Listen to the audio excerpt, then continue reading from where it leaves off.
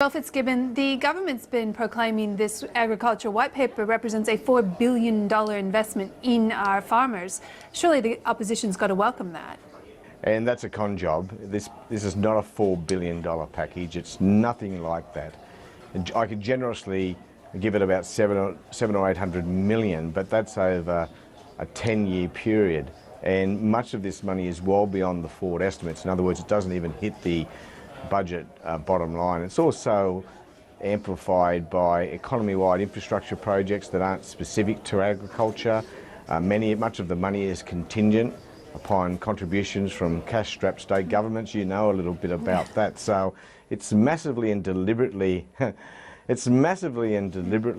exaggerated. How much of this money do you reckon is coming from loans to farmers, and do you think farmers welcome that? Well, what the government has done, well, first of all, these concessional loans as a response to drought have been a failure.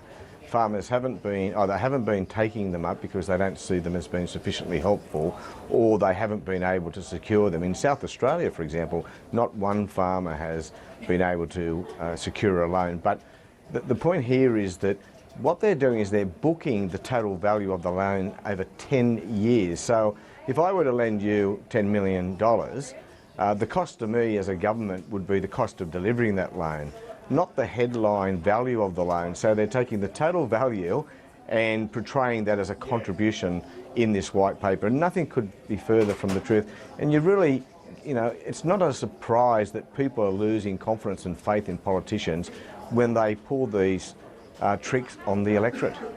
Now, in his press club speech, Barnaby Joyce was encouraging farmers to pay down debt, but he's also encouraging them to put money aside in the good times in these farm management deposits.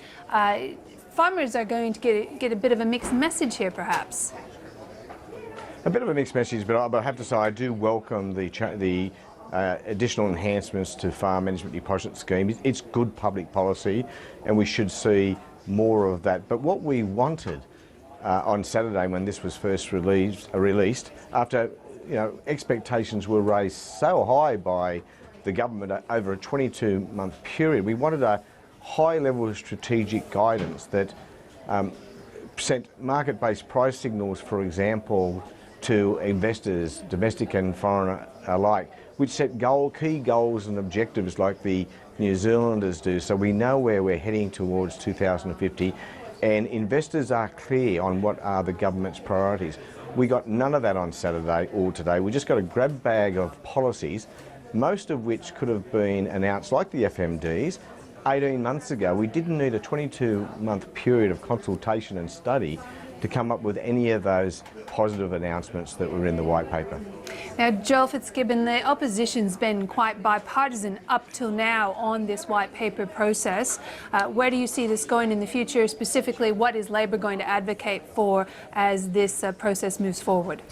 Well, I'm determined to attempt at least to continue with the bipartisan approach. That's why I attended the Minister's National Press Club address today. That's very unusual, I have to say. I said in the beginning, post the last election, that I wanted to take agriculture out of the short electoral cycle and give it to some long-term planning. I sat down with Barnaby, he echoed my remarks, and I welcomed that. And of course, when they put out underdone white papers like this, it's really hard to maintain that bipartisan approach. It's my job to criticise where criticism is justified, and I've had plenty of critical to say about this white paper. But tomorrow's another day. I'll wake up and start running again and be still indicating that if he wants to work with the opposition, we are keen to improve this white paper and to turn it into a strategic document, which is what the sector needs and was expecting. Now, I've just got to ask you another question today. We've seen the polling out, both Newspoll and Ipsos, for Labor. Newspoll is the 26th consecutive where they've been ahead on the two-party preferred, but a bit of a sting in the tail, perhaps, in the personal ratings for the Leader of the Opposition, Bill Shorten. Your reaction to the polls today? Well, as you know, I watch polls very closely, and I've been watching them for a long time. I think I know a bit about them. And what I saw today was two separate polls, which still have Labor in front on a two-party preferred basis, and I welcome that. And in my experience, polls are very largely determined on how people are seeing the leaders of the political party, and on that basis I think Bill Shorten can be quite happy about the outcome, because he is of course the leader of the Labor Party. Now Tony Abbott has spent between $70 and $80 million running a witch hunt in the form of a Royal Commission, trying to muddy up the trade union movement and hoping to embroil Bill Shorten in that process. And of course, he'll have a bit of bark taken off. You can't, as a leader, be taken to a Royal Commission and expect people not to sit up and take notice. But I'm absolutely confident that Bill Shorten will come through this Royal Commission clean as a whistle. I've spoken to him about it. He's confident about it. He's proud of what he's done in his working life through the trade union movement. And the time will come when the Commission's behind us and he can get on with focusing on the important things, which generally speaking he's been doing. Joel Fitzgibbon, thank you for joining us this afternoon. And that's a great pleasure.